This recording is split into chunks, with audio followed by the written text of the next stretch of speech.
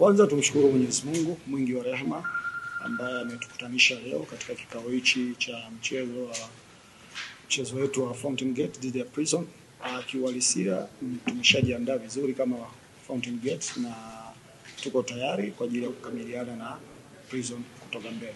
Kweli mechi iliyopita tukufanya vizuri kwa maana tumepoteza dhidi ya Pamba, lakini huu ni mchezo mwingine ambaye tuko nyumbani.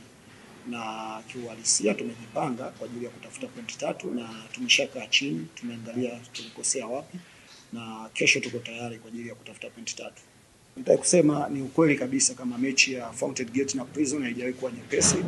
Kwa kwanza aina ya kalba ya walimu waliopo pale, nataka kuzungumzia bwana Otieno na bwana Tupa, ni walimu ambao tunafahamiana na kama ulivyosema wao wanatumia matumizi yao ni ya nguvu kubwa. Tunaamini tumeshakutana zaidi ya mara moja au mara mbili, lakini mwisho wa siku tunaamini huu ni mchezo ambaye ni mwingine na plani yetu sisi ni nyingine na tunaamini tutafanikiwa kupata pointi 3.